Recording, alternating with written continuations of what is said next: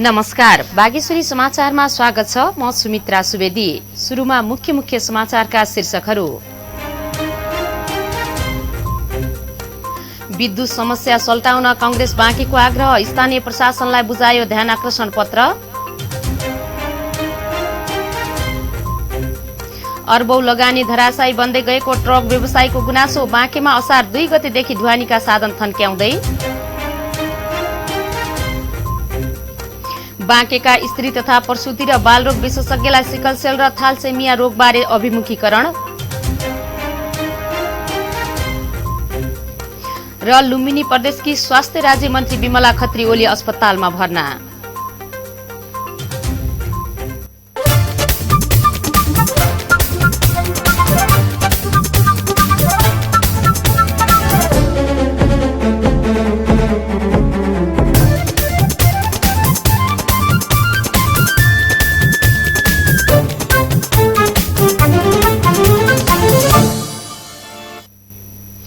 अब समाचार विस्तारमा। अनियमित विद्युतको समस्याबारे नेपाली कांग्रेसले बाँके प्रशासनको ध्यान आकर्षण गराएको छ।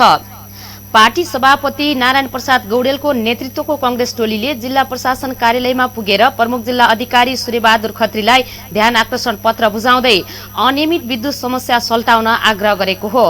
सबैभन्दा बढी गर्मी हुने ठाउँमा अघोषित लोड सेडिङ र लो भोल्टेजका कारण आम सर्वसाधारणको दैनिकी कष्टकर बनेको भन्दै विद्युत समस्या तत्काल सल्टाउन प्रमुख जिल्ला अधिकारीले पहल कदमी लिनुपर्ने पार्टी सभापति गौडेलले बताउनुभयो। यसै पनि तापक्रम 40 डिग्रीको हाराहारीमा छ। गर्मीले आम सर्वसाधारण आक्रान्त भएका छन्। त्यसैमा घण्टौं बत्ती जाने र बत्ती भए पनि लो भोल्टेजका कारण पंखै समेत नचल्ने अवस्था छ। नागरिकको अधिकार नै कुण्ठित गर्ने गरी सरकारवाला निकायबाट भइरहेको गैर जिम्मेवारीपूर्ण व्यवहारप्रति कांग्रेसले आफ्नो गम्भीर ध्यान आकर्षण भएको जनाएको छ। छिनछिनमा आउने जाने बत्तीले सर्वसाधारणदेखि व्यापार व्यवसाय एवं कल कारखानाले समेत क्षति बेहोर्नु परेको छ। लो र हाई भोल्टेज भइरहने समस्याले इलेक्ट्रोनिक सामानमा क्षति पुगेको भन्दै यसतर्फ गम्भीर हुन गौडेलले आग्रह गर्नुभयो। एकातिर भोल्टेज लो र हाई भइरहने समस्या तथा अर्कोतिर पटक पटक आउने जाने बत्तीले गर्दा इलेक्ट्रोनिक सामानहरूमा भइरहेको क्षति ठुलो छ। दिनमा सुखका साथ बस्न नसक्ने र रातमा चैनको निन्द्रा सुत्न नसक्ने स्थिति जिल्लावासीले बेहोर्नु परिरहेको छ। घरयासी र कार्यालयका कामहरू पराजित भइरहेको अवस्था छ। यस्तो अत्यास लाग्दो अवस्थालाई तुलुटुल हेरेर बस्नु तिमार्थ न्यायसङ्गत हुँदैन। त्यसर्थ यथाशीघ्र नियमित विद्युत आपूर्तिको व्यवस्था मिलाई नागरिक अधिकारको रक्षा गर्न नेपाली कांग्रेस बाँके जोरदार माग गर्दछ। त्यस क्रममा बाँकेका प्रमुख जिल्ला अधिकारी खत्रीले नेपालगञ्जको विद्युत समस्या बारे आफू गम्भीर रहेको बताउनुभयो। उहाँले समस्या समाधानका लागि पहल गर्न आश्वासन दिनुभयो। केन्द्रमा यसको चाहिँ एमडी साहबसित पनि कुरा गरेका थिए। नेपालगञ्जमा साह्रै समस्या भयो। यसले चाहिँ आन्दोलनको रूप लिएला जस्तो अवस्था भइसक्यो। यसले चाहिँ यो गुणस्तर सुधार गर्नलाई एमडी साहबले सहयोग गरिदिनु पर्यो भनेर भनेको थिएँ मैले। त्यसको लागि मैले प्रयास गर्छु भनेर भन्नुभएको थियो। र त्यसको केही समयपछि अलिकति केही सुधार भएको थियो। फेरि चाहिँ अब यो हावाहुरी अनेक कारणले गर्दाखेरि फेरि चाहिँ डिस्टर्ब पनि भएको छ। अब यो प्राविधिक कारणहरू हामीले चाहिँ पटक पटक उहाँहरूलाई भनेका छन्। उहाँहरूले प्राविधिक कारणहरू देखाउनुहुन्छ र हामीलाई अहिले नेपाल खास गरी नेपालगञ्जमा समस्या के देखेको छ भने केन्द्रीय प्रसारण लाइन यहाँ चाहिँ जडान नभएको अवस्था, इन्डियाबाट आपूर्ति हुने र त्यो चाहिँ यो इन्डियाबाट मात्रै भर पर्नुभन्दा केन्द्रीय प्रसारण लाइनको पनि सेवा हामीले लिन पाइयो भने इन्डियाको लाइन अवरुद्ध हुँदा केन्द्रीय प्रसारणबाट आपूर्ति हुन्छ, केन्द्रीय प्रसारणको आपूर्ति हुँदा इन्डियाबाट हुन्छ। त्यो खालको चाहिँ व्यवस्था मिलाउनु पाए सहज हुन्थ्यो भन्ने हिसाबले हामीले कुरा गरेका छौँ।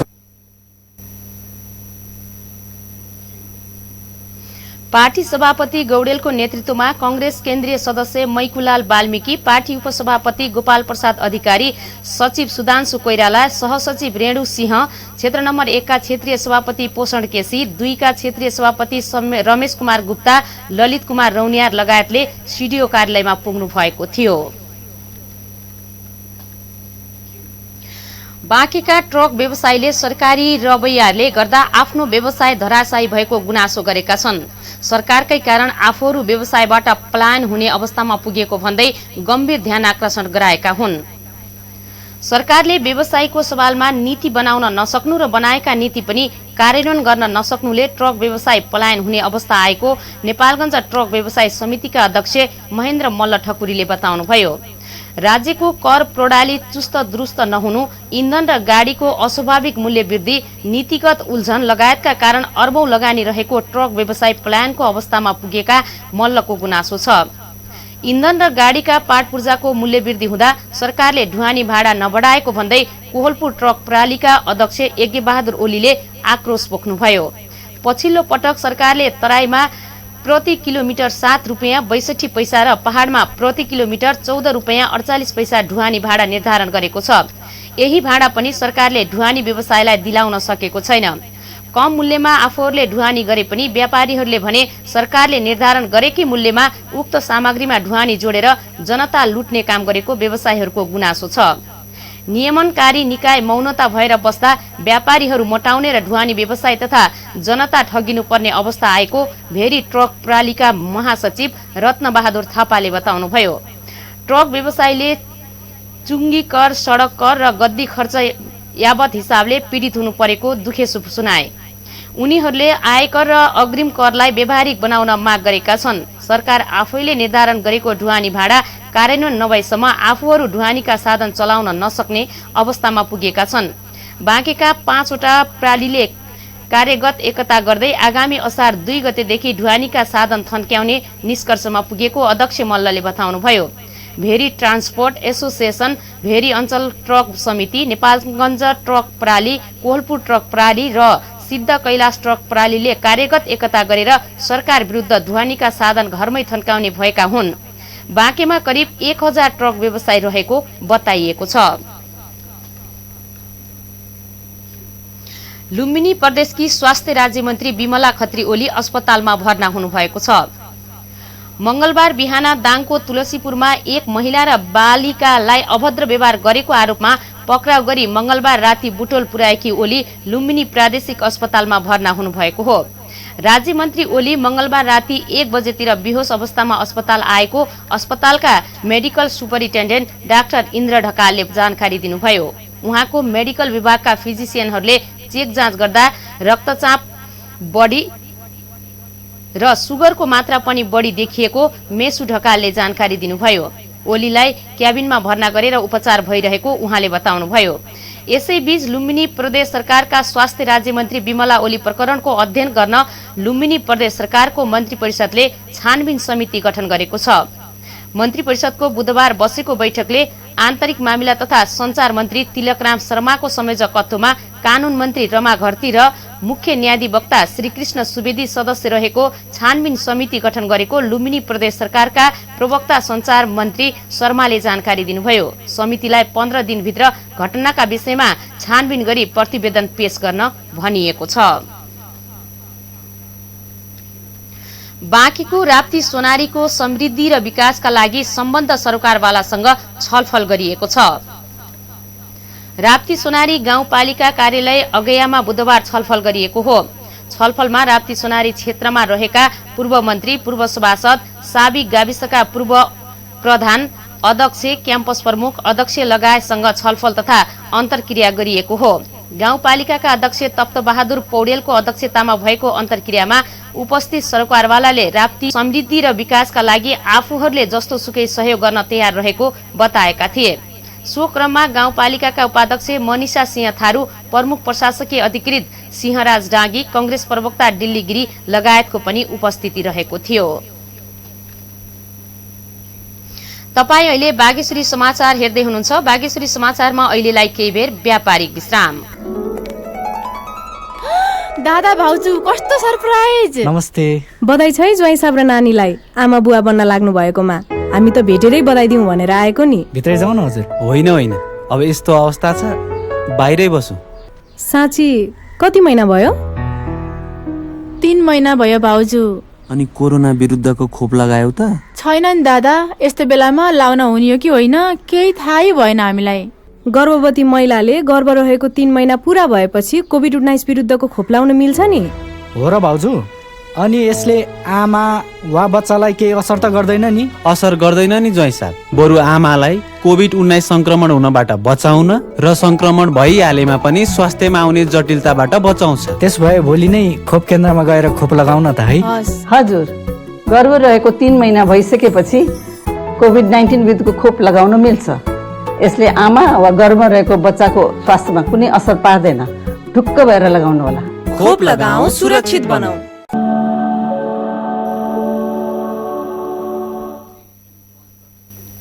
विश्रामपछि बागेश्वरी समाचारमा फेरि स्वागत छ। अब बाँकी खबर। बाँकेका विभिन्न अस्पतालमा कार्यरत स्त्री तथा प्रसूति रोग विशेषज्ञ र बाल रोग विशेषज्ञहरूलाई सिकलसेल तथा थालसेमिया रोगबारे अभिमुखीकरण गराइएको छ। सिकलसेल तथा थालसेमिया रोगको सचेतना, स्क्रिनिङ, निदान, उपचार तथा सहयोग कार्यक्रम अन्तर्गत लुम्बिनी प्रदेश स्वास्थ्य जनसंख्या तथा परिवार कल्याण मन्त्रालय, स्वास्थ्य मन्त्रालय, स्वास्थ्य निर्देशनालय र स्वास्थ्य कार्यालय बाँकेको आयोजनामा करिब 2 दर्जन विशेषज्ञ चिकित्सकहरूलाई अभिमुखीकरण गराइएको हो। भेरी अस्पताल नेपालगञ्जका प्रमुख कन्सल्टेन्ट फिजिसियन तथा मेडिसिन विभाग प्रमुख डाक्टर राजन पाण्डेले विशेषज्ञ चिकित्सकहरूलाई अभिमुखीकरण गर्दै सिकलसेल तथा थालसेमिया रोग नियन्त्रणका लागि कम्तीमा पनि बिरामीलाई काउन्सिलिङ गर्न सुझाव दिनुभयो। विशेष गरी थारू समुदायमा सिकलसेल बढी देखिएकाले कम्तीमा पनि यसको पहिचान गरेर यसलाई न्यूनीकरण गर्नतर्फ भूमिका खेल्न आग्रह गर्नुभयो।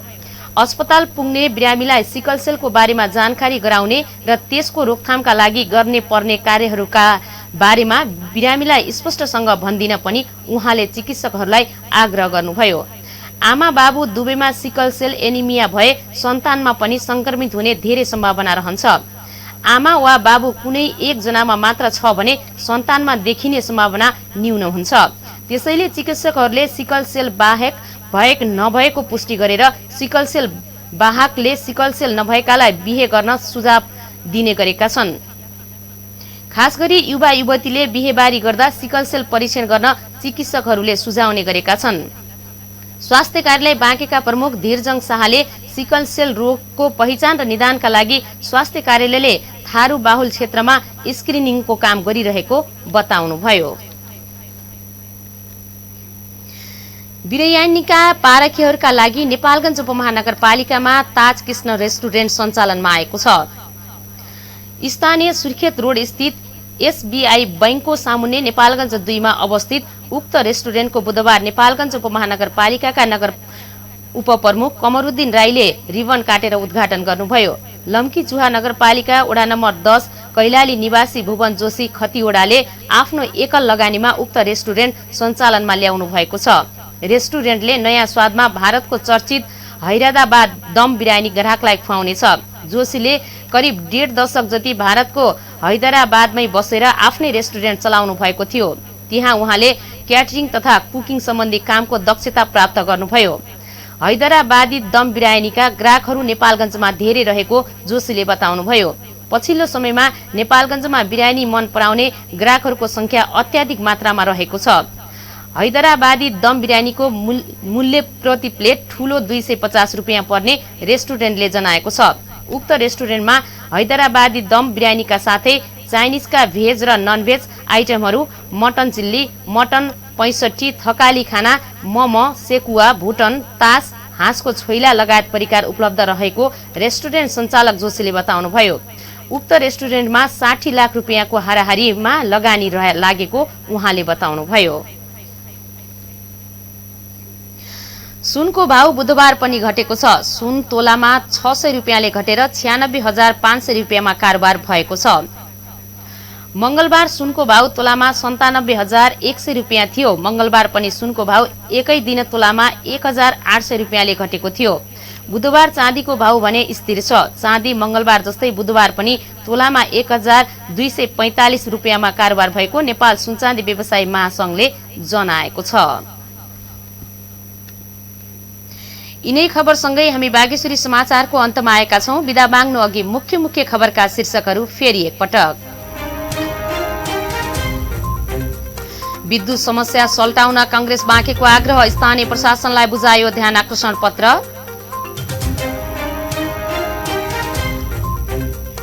अरबौं लगानी धराशायी बन्दै गएको ट्रक व्यवसायीको गुनासो, बाँकेमा असार 2 गतेदेखि ढुवानीका साधन थन्क्याउँदै।